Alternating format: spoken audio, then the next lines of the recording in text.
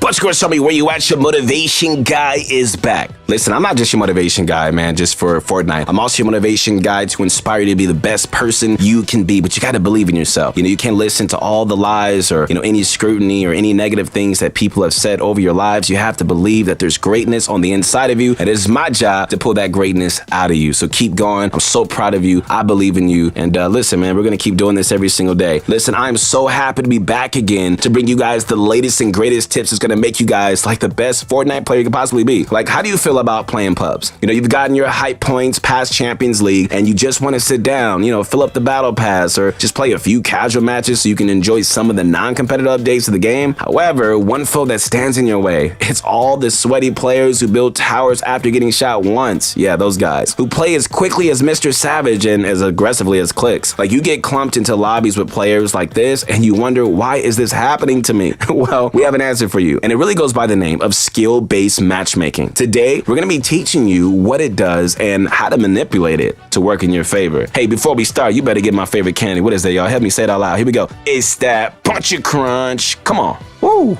And let's get this going. So, what exactly is skill-based matchmaking and how does it affect our games? Good question. Well, if you've ever entered an online match, then you've probably already experienced it and never even realized it. Skill-based matchmaking allows the game to place you in lobbies with other players that match up to your level of skill, right? Or at least it does in theory. Most games with online matchmaking do this nowadays, is making the online environment much different from what it was back in the early days of online play. This is the alternative of just clumping everybody together and letting chance decide what players go into which lobby. So the next question on your mind is probably, why manipulate the system? What exactly do I get out of it? Well, this is actually an interesting answer, especially for those of you that have been following us and just soaking in the skills that we've been trying to give you every single day. This is that you are probably closer to the pros bracket than you thought. So wait, does that mean you have a cheap pro status? Not really.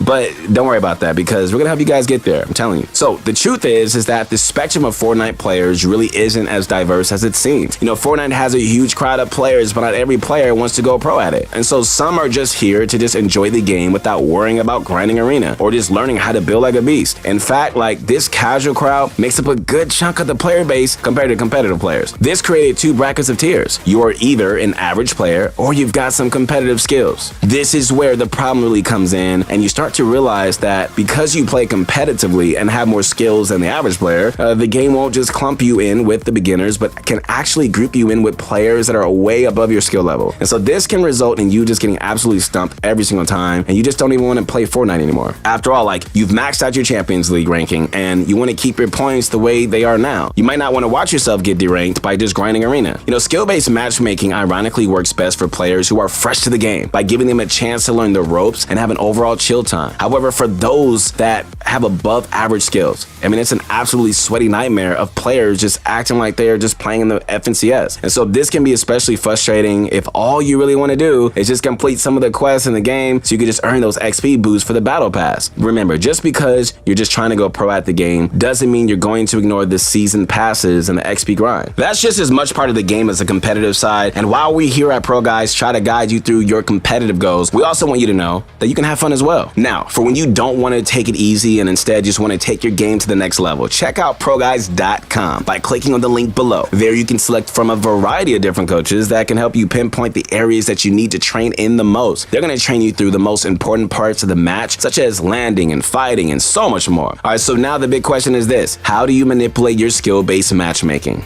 Well, the key to doing this starts by understanding what goes into ranking you. All right, so let's begin with your skills. How good are you at playing Fortnite? For this, we're going to need to analyze every aspect of your game. How many kills do you get per match? How quickly do you end up dying? Most importantly, how is it that you end up dying? These are attributes that really make up your skill, and the game keeps track of how well you perform in order to really group you in with other players near your skill level. So to put it in a more detailed way, a player who gets 10 kills per game, frequently builds, and reaches the later stages of the game will most likely be put into a lobby with equally skilled players. They will also see less bots in their matches. However, if a player is killed immediately after landing winning either, through fall damage or elimination by a player or even eliminated by a bot, then they would be deemed as players who wouldn't survive a match with other players. Now, the game is going to make the adjustments necessary to give you a fighting chance. And interestingly enough, this also is the key to absolutely messing with the system to get you placed in matches that is going to go easy for you. So now, how do we actually manipulate skill-based matchmaking? All right. Well, by knowing what criteria the game uses to categorize it,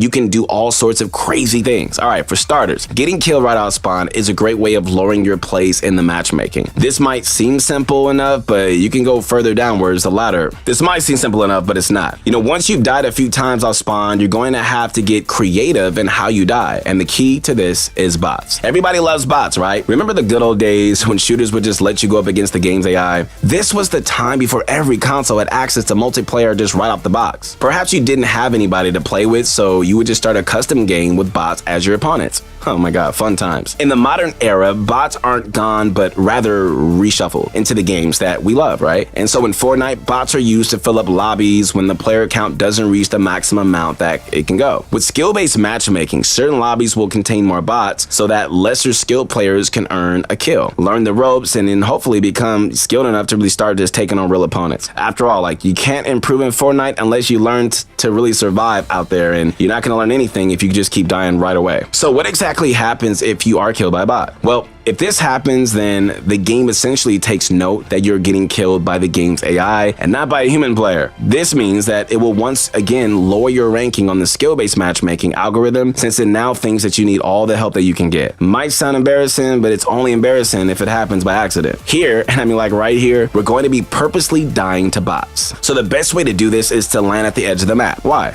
Because most real players will try to land strategically at one of the main POIs or just one of the smaller, less contested areas. Bots, on the other hand, will simply try to land as best as they can. Usually this ends up, with them just gliding down towards the edge of the map. You can tell when you're seeing a bot land when they move around aimlessly as they glide down to the ground. They also might not be too quick on the uptake and really leave themselves exposed in a way no normal player would ever do so. So once you got your bot, you want to make sure to at least hit it once with your pickaxe before letting it kill you. This is to show you that, you're making an effort and just playing the game and just failing to do so miserably. All right, so now that you've managed to lower your skill-based matchmaking, your lobbies are probably looking plenty more chill, and you can actually get quests done and play it casually for a bit. However, you will probably see yourself climbing the ranks once more if you play like you would in Arena. So if you want to stay away from sweaty lobbies, you're going to want to lose from time to time in the early game. And this is going to ensure you that you always get deranked in pubs, and the game keeps thinking that you're a newbie just trying to survive. Just keep in mind that the more you build, the more enemies you kill, and the higher you place will always just bring your ranking up. So once you start seeing sweaty players pop up in your lobbies, you know that it's a sign that you need to start finding bots and dying to them. With that being said, don't forget to check out Pro Guys for some expert level coaching opportunities. You're guaranteed to see improvement no matter what skill bracket you come in from. Noob or pro, you have all the hidden potential that we can help unlock. But of course, that's gonna be it for today's video. Hope you guys enjoyed it. Man, make sure you guys sub to the channel, like the video. Also, feel free to leave a comment and let us know if there's anything that you'd be interested in learning more about. Hey, I believe in you guys. Once again, this is your motivation guy. I'm gonna keep rooting for you each and every day. You gotta have faith in yourself because you can do anything if you can. I'll see you on the next one. Peace.